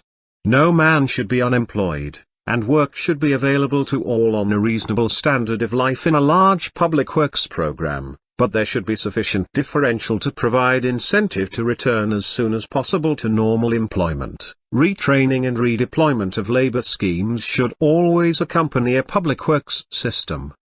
Public works should now be in active preparation in all Western countries to replace in due time the distortions of the economy of the Western world, which are initially caused by the semi-wartime basis of America. When peace finally breaks out, we should be ready with the constructive works of peace to replace the destructive works of America's small wars and the concomitant arms race. The world inflationary movement, resting largely on America's deficit financing of its wars and arms, can at any time come abruptly to an end, either through peace or the objections of other nations to this financial process. So far, armament race and minor wars have taken up the slack of unemployment which would normally represent the difference between modern industrial potential and effective market demand. This has only been done by distorting the economy and aggravating the eventual problem of peace. To maintain full employment in a real period of peace, only two methods are available: inflation, or public works on a great scale. We have already seen the results of inflation in an overheated economy leading to over-full employment, and wages chasing prices in a vicious spiral whose end must be a crash. The only alternative is a stable price level maintained by a strong credit policy, with the resultant unemployment taken up in public works. The economic effect of public works in dealing with unemployment can be the same as the armament boom, without the disastrous exaggeration of deficit financing. Yet the difference in national, or I hope continental, well-being can be vital. The public works of peace can be integrated in general economic policy and can serve it rather than distort it. State action can prepare the way in works too large for private enterprise, and can thus assist rather than impede it. Such public works of peace in terms of unemployment policy can replace abnormal armament demand, can build rather than damage the economy, can benefit the nation and reduce the menace to mankind. In theory, there is no insuperable difficulty confronting a massive transfer of production from the destructive purposes of war, or the distortions of near war, to the constructive and beneficent purposes of peace. Indeed, it is now emphasized in America that great social programs, like the rebuilding of the slums which are largely responsible for their racial problem, only await the release of resources by the outbreak of peace. In practice, however, the present system and its operators find much more difficulty in doing things in a big way in peace than in war. Money is more readily available for madness than for sanity. It remains to be seen whether the vast works necessary, either to take up the slack of production consequent on peace, or to meet the social problem, can be produced by the present system and its personnel. Is it possible without some change in the structure of government and prevailing statesmanship? Will the transfer begin and end with the substitution of a temporary euphoria on Wall Street for the previous slumps on peace scares? The fundamental dilemma of the system is that any continuance of the arms race in all the spheres which science is now revealing will be too great a strain for any economy to withstand, while even the partial cessation of the race will create a need for public works on so great a scale that present political thinking and action will never face it. Certainly, intelligent expenditure on developing the scientific revolution for the further and beneficent purposes of humanity could at this stage rapidly replace the organized idiocy of the arms race. Will this be done by men who appear to be scarcely aware of what is happening? The early future can summon both new ways and new men. These problems can be overcome, and with them will be banished the haunting fear of unemployment. There is no such waste of wealth and the human spirit as unemployment. It is avoidable, and in a continental economy easily avoidable. It is simply a question of the mechanics of economics which mind and will can master. When demand flags, the market falters and unemployment follows, but we should remember there is no natural limit to demand. The only limitation is the failure of our intelligence and will. It sounded fantastic long ago in the House of Commons when a wise Labour leader of clear mind and calm character, J.R. Clines, said there is no limit to real demand until every street in our cities looks like the front of the Doge's palace at Venice, and not even then. He was quite right. There is no limit to demand, only to our power to produce, and then to organize distribution. Certainly, there is no limit to demand while the slums disgrace our main cities and young married couples have to live with their parents for lack of accommodation. For years I have urged a national housing program like an operation of war. The phrase was picked up and used long after as what is called a gimmick in contemporary politics, yet nothing was done about it. I meant it, and it can be done. It entails cutting right through the whole rigmarole of present local authority procedure and building houses by the same methods as shells, airplanes and mulberry harbors were produced, in time of war. The restrictions of the present system and the timidity of politicians alone impede it. These inhibitions must be overcome. It will be apparent to the reader that many of the policies I have so long advocated clash with present thinking and with vested interest. Particularly the direct intervention of government in questions of wages and prices is resisted in the mistaken belief that it threatens the position of the trade unions.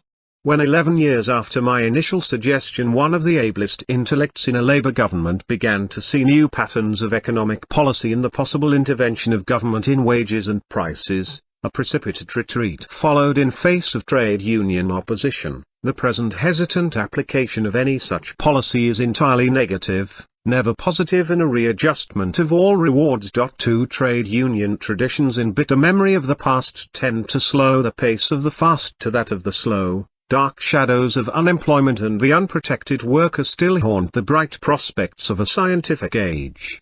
Not only my advocacy for the past 11 years of economic leadership by government through the wage price mechanism, but also my still longer insistence on payment by results in all spheres and ranks of industry and my new proposals for the provision of incentive through the fiscal system, are liable to collide at present not with reason but with industrial atavism. Reduction of government expenditure. Yet I am no enemy of trade unionism, never have been and never will be. On the contrary, I can see an even bigger part for it in the modern world. For instance, in securing a better method of administration.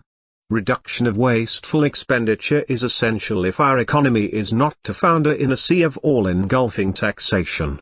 Present bureaucracy in the necessary and desirable welfare state should be largely replaced by the administration of trade unions and employers' federations, and much of the operation of the welfare state should be made genuinely contributory. People should no longer be mulcted to pay for benefits they do not want, but only charged for the benefits they desire. Such a system would immediately bring to an end the blatant scandal of present practices. Large economies in this sphere can be added to the considerable saving effected by cutting down unnecessary external commitments through policies already described. Further general economies can be secured either by the attachment to each department of a watchdog responsible to higher authority, or by the rationing of departments. Taxation must be drastically reduced by the cutting of expenditure as well as transferred from the direct to the indirect method. Nothing is more important to our present situation than the strenuous reduction of inflated expenditure and the elimination of waste. There is no doubt that swollen government expenditure coupled with a lax credit policy is the prime cause of inflation. Trade unions are blamed because wages are continually chasing a rise of price caused by government policy. Their members do not suffer so much as people with fixed incomes, or as many highly skilled people who have no trade union to look after them. Yet all workers, and the whole nation, suffer in some degree from inflation and the continual rise of prices. Government expenditure must be severely reduced until greater production for the larger market of Europe will enable us to pay for many desirable things we cannot now afford. The present burden will eventually be lifted by the larger turnover available for taxation through this increase of production and of real wealth. It will be easier to secure agreement for the policies of expansion than for those of contraction.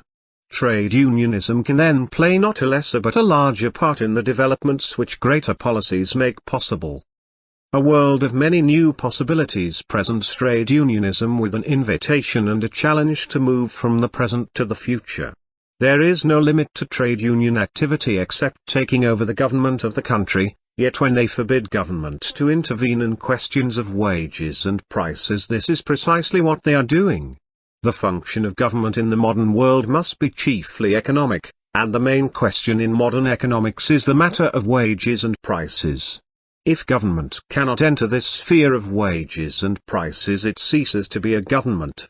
If trade unionism stops a government doing the job which the people have elected it to do, a showdown in the end is inevitable and will have to be faced.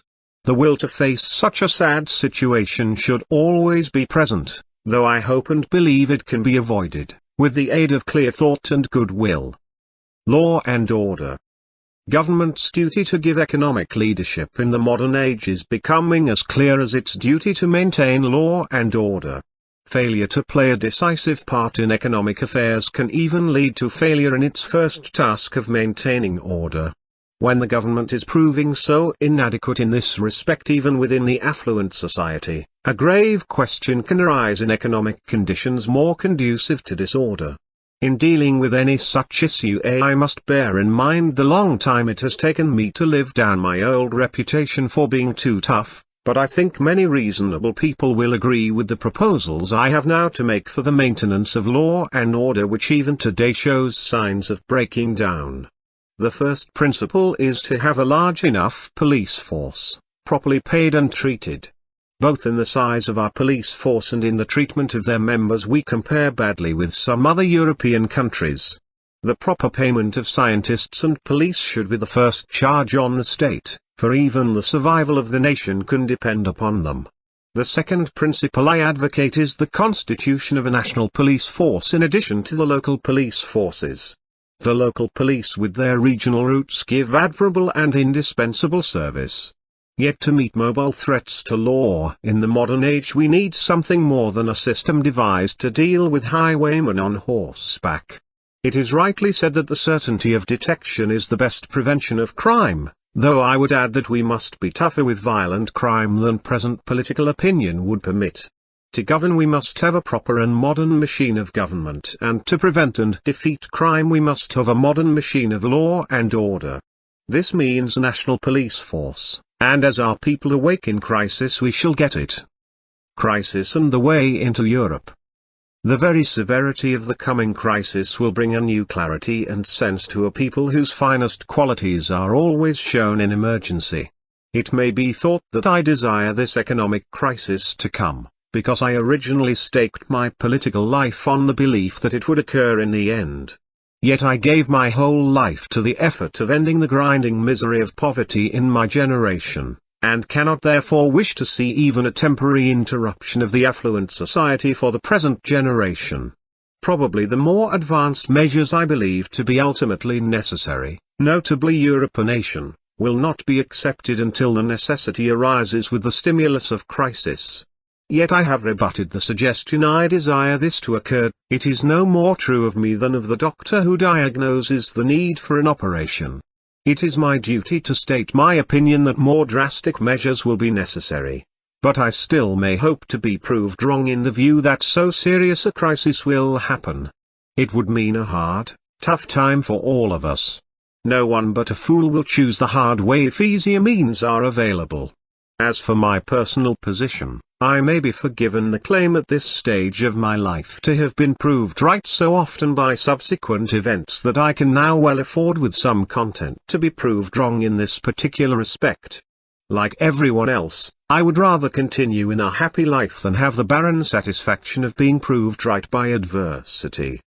Nevertheless, it is clearly my duty to warn that we may come in the end to a supreme national crisis, for the basic reason that this island will not be able indefinitely to export nearly a third of its total production in face of all the factors already discussed. Our long delay in entering Europe and the missing of so many opportunities gives us no easy escape from this situation. We shall certainly find the door of Europe closed to us until we can produce real evidence that we enter as good Europeans and not as American agents. And we may even then find considerable reluctance to open the doors of institutions which have learnt to get along quite well without us.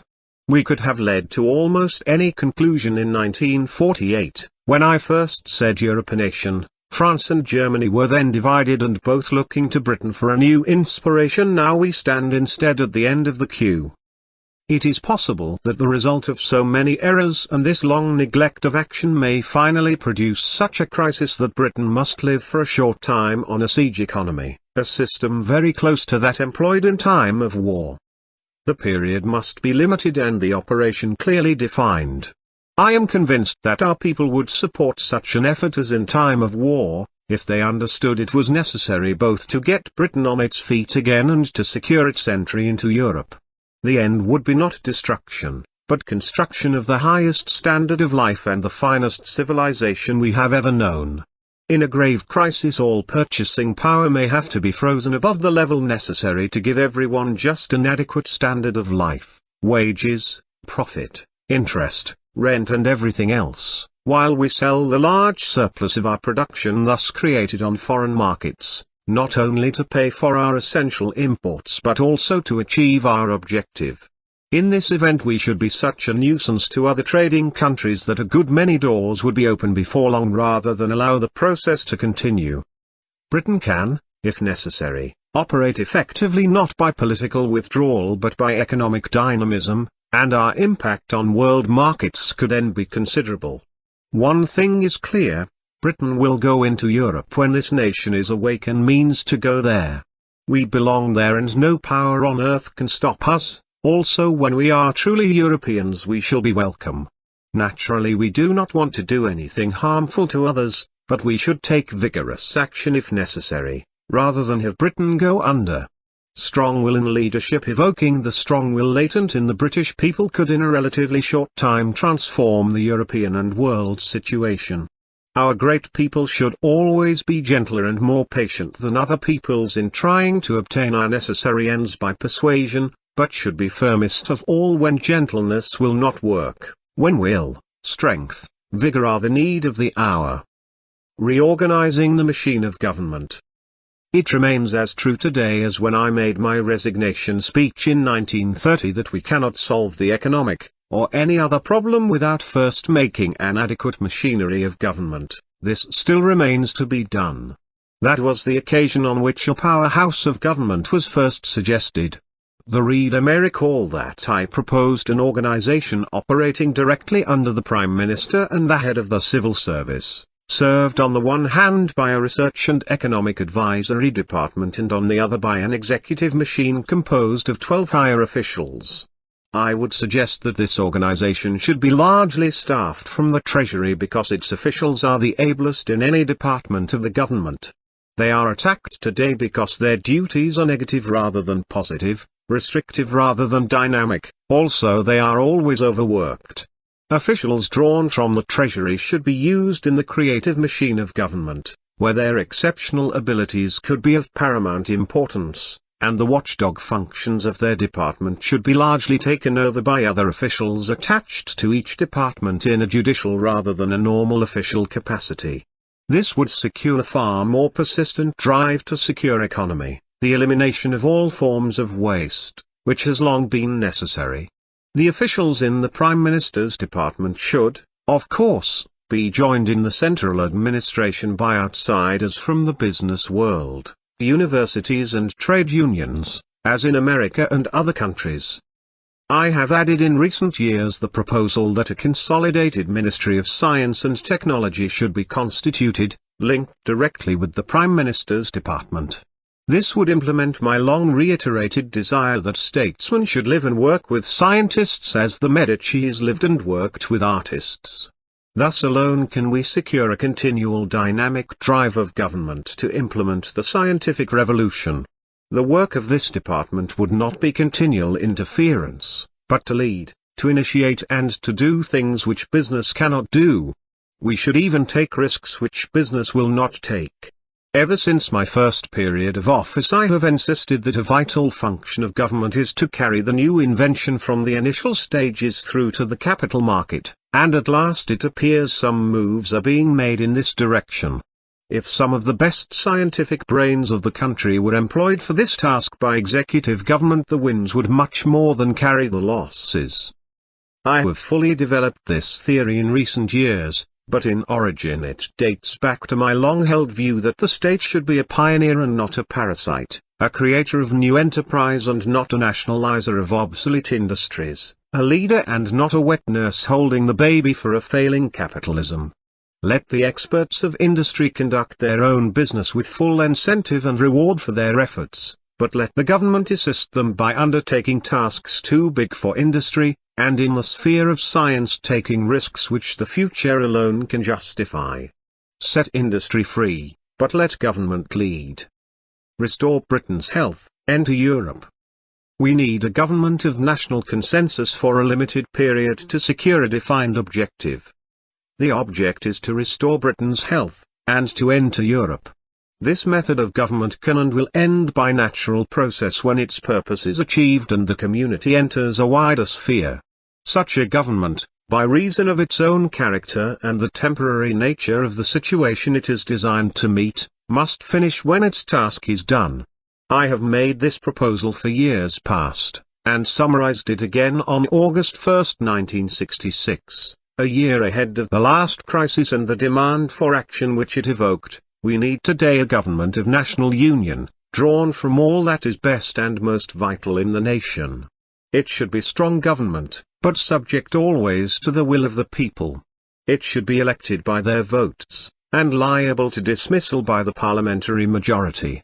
In any case such a government should go when its job is done, because we should then be ready to enter Europe. The life of such a government would thus be definitely limited. The task of such a government is to make Britain strong and fit again. We must press the wind and water out of our national life. Then all reward must be related directly to effort and productivity. Government must be given power not just to talk but to act. I have stressed that this government of national consensus should be subject to full parliamentary control, but accorded by Parliament the power to act until it incurs a vote of censure. It should be a government of national consensus drawn from politics, the civil service, the business world, the trade unions, the universities and the fighting services. Then at last we may get the dynamism in government which our desperate situation requires, the drive to a future even greater than Britain's past. Since the war I have stressed altogether 5 main objectives. The true union of Europe, the union of government with science, the power of government to act rapidly and decisively, subject to parliamentary control, the effective leadership of government to solve the economic problem by use of the wage-price mechanism at the 2 key points of the modern industrial world, and a clearly defined purpose for a movement of humanity to ever higher forms. Oswald Mosley with crowd after Trafalgar Square meeting. It is strange that in this last sphere of almost abstract thought my ideas have more attracted some of the young minds I value than my practical proposals in economics and politics. The reason is perhaps that people seek the ideal rather than the practical during a period in which such action is not felt to be necessary. This is encouraging for an ultimate future, in which through science the world can become free from the gnawing anxiety of material things and can turn to thinking which elevates and to beauty which inspires. But the hard fact is that many practical problems and menacing dangers must first be faced and overcome. The thesis of higher forms was preceded by a fundamental challenge to the widely accepted claim of the communists that history is on their side. On the contrary, they are permanent prisoners of a transient phase in the human advance which modern science has rendered entirely obsolete. Not only is the primitive brutality of their method only possible in a backward country, but their whole thinking is only applicable to a primitive community. Both their economic thinking and their materialist conception of history belong exclusively to the 19th century. This thinking, still imprisoned in a temporary limitation, we challenge with thinking derived from the whole of European history and from the yet longer trend revealed by modern science. We challenge the idea of the 19th century with the idea of the 20th century. Communism is still held fast by the long obsolete doctrine of its origin, precisely because it is a material creed which recognizes nothing beyond such motives and the urge to satisfy such needs. Yet modern man has surpassed that condition as surely as the jet aircraft in action has overcome the natural law of gravity which Newton discovered. The same urge of man's spiritual nature served by his continually developing science can inspire him to ever greater achievement and raise him to ever further heights. The challenge to communist materialism was stated as follows in Europe: faith and plan, what then, is the purpose of it all? Is it just material achievement? Will the whole urge be satisfied when everyone has plenty to eat and drink, every possible assurance against sickness and old age, a house, a television set, and a long seaside holiday each year? What other end can a communist civilization hold in prospect except this, which modern science can so easily satisfy within the next few years? If you begin with the belief that all history can be interpreted only in material terms, and that any spiritual purpose is a trick and a delusion, which has the simple object of distracting the workers from their material aim of improving their conditions, the only reality, what end can there be even after every conceivable success, except the satisfaction of further material desires? When all the basic needs and wants are sated by the output of the new science, what further aim can there be but the devising of ever more fantastic amusements to titillate material appetites?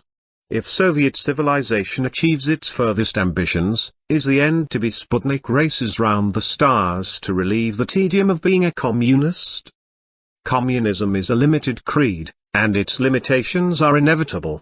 If the original impulse is envy, malice, and hatred against someone who has something you have not got, you are inevitably limited by the whole impulse to which you owe the origin of your faith and movement. That initial emotion may be well-founded, may be based on justice, on indignation against the vile treatment of the workers in the early days of the Industrial Revolution. But if you hold that creed, you carry within yourself your own prison walls, because any escape from that origin seems to lead towards the hated shape of the man who once had something you had not got. Anything above or beyond yourself is bad. In reality, he may be far from being a higher form, he may be a most decadent product of an easy living which he was incapable of using even for self-development, an ignoble example of missed opportunity. But if the first impulse be envy and hatred of him, you are inhibited from any movement beyond yourself for fear of becoming like him, the man who had something which you had not got.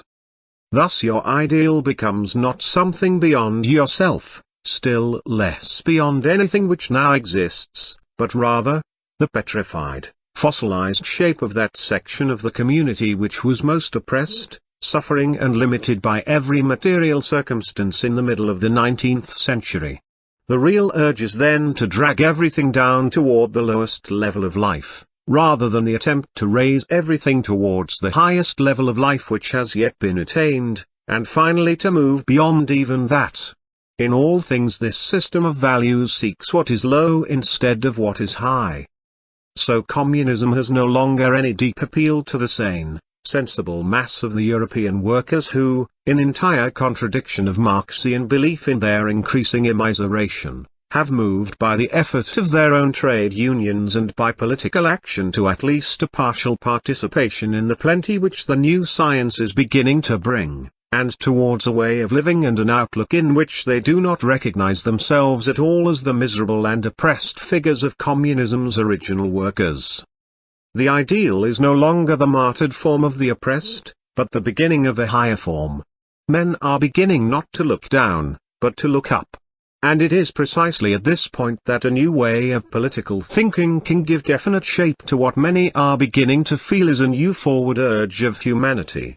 It becomes an impulse of nature itself directly man is free from the stifling oppression of dire, primitive need. The ideal of creating a higher form on earth can now rise before men with the power of a spiritual purpose, which is not simply a philosophic abstraction but a concrete expression of a deep human desire. All men want their children to live better than they have lived, just as they have tried by their own exertions to lift themselves beyond the level of their fathers whose affection and sacrifice often gave them the chance to do it. This is a right and natural urge in mankind, and, when fully understood, becomes a spiritual purpose. This purpose I described as the doctrine of higher forms. The idea of a continual movement of humanity from the amoeba to modern man and on to ever higher forms has interested me since my prison days, when I first became acutely aware of the relationship between modern science and Greek philosophy. Perhaps it is the very simplicity of the thesis which gives it strength, mankind moving from the primitive beginning which modern science reveals to the present stage of evolution and continuing in this long ascent to heights beyond our present vision, if the urge of nature and the purpose of life are to be fulfilled. While simple to the point of the obvious, in detailed analysis it is the exact opposite of prevailing values. Most great impulses of life are in essence simple, however complex their origin. An idea may be derived from 3,000 years of European thought and action, and yet be stated in a way that all men can understand. My thinking on this subject was finally reduced to the extreme of simplicity in the conclusion of Europe, Faith and Plan. To believe that the purpose of life is a movement from lower to higher forms is to record an observable fact. If we reject that fact, we reject every finding of modern science, as well as the evidence of our own eyes. It is necessary to believe that this is the purpose of life, because we can observe that this is the way the world works, whether we believe in divine purpose or not. And once we believe this is the way the world works, and deduce from the long record that it is the only way it can work, this becomes a purpose because it is the only means by which the world is likely to work in future. If the purpose fails, the world fails. The purpose so far has achieved the most incredible results, incredible to anyone who had been told in advance what was going to happen, by working from the most primitive life forms to the relative heights of present human development. Purpose becomes, therefore, quite clearly in the light of modern knowledge a movement from lower to higher forms. And if purpose in this way has moved so far and achieved so much, it is only reasonable to assume that it will so continue if it continues at all, if the world lasts. Therefore, if we desire to sustain human existence, if we believe in mankind's origin which science now makes clear, and in his destiny which a continuance of the same progress makes possible, we must desire to aid rather than to impede the discernible purpose. That means we should serve the purpose which moves from lower to higher forms. This becomes our creed of life. Our life is dedicated to the purpose. In practical terms this surely indicates that we should not tell men to be content with themselves as they are, but should urge them to strive to become something beyond themselves. To assure men that we have no need to surpass ourselves, and thereby to imply that men are perfect, is surely the extreme of arrogant presumption. It is also a most dangerous folly, because it is rapidly becoming clear that if mankind's moral nature and spiritual stature cannot increase more commensurately with his material achievements, we risk the death of the world. We must learn to live, as well as to do. We must restore harmony with life, and recognize the purpose in life. Man has released the forces of nature just as he has become separated from nature. This is a mortal danger, and is reflected in the neurosis of the age. We cannot stay just where we are. It is an uneasy, perilous and impossible situation. Man must either reach beyond his present self, or fail, and if he fails this time, the failure is final. That is the basic difference between this age and all previous periods. It was never before possible for this failure of men to bring the world to an end. It is not only a reasonable aim to strive for a higher form among men, it is a creed with the strength of a religious conviction. It is not only a plain necessity of the new age of science which the genius of man's mind has brought, it is in accordance with the long process of nature within which we may read the purpose of the world. And it is no small and selfish aim, for we work not only for ourselves but for a time to come. The long striving of our lives can not only save our present civilization, but can also enable others more fully to realize and to enjoy the great beauty of this world, not only in peace and happiness, but in an ever-unfolding wisdom and rising consciousness of the mission of man. The doctrine of higher forms may have appealed to some in a generation acutely aware of the divorce between religion and science because it was an attempted synthesis of these two impulses of the human movement. I went so far as to say that higher forms could have the force of a science and religion, in the secular sense, since it derived both from the evolutionary process first recognized in the last century, and from the philosophy, perhaps the mysticism, well described as the eternal becoming, which Hellenism first gave to Europe as an original and continuing movement still represented in the thinking, architecture and music of the main European tradition. To simplify and synthesize are the chief gifts which clear thought can bring, and never have they been so deeply needed as in this age. A healing synthesis is required, a union of Hellenism's calm but radiant embrace of the beauty and wonder of life with the Gothic impulse of new discoveries urging man to reach beyond his presently precarious balance until sanity itself is threatened. The genius of Hellas can still give back to Europe the life equilibrium, the firm foundation from which science can grasp the stars. He who can combine within himself this sanity and this dynamism becomes thereby a higher form, and beyond him can be an ascent revealing always a further wisdom and beauty.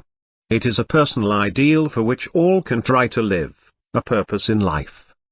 We can thus resume the journey to further summits of the human spirit with measure and moderation won from the struggle and tribulation of these years.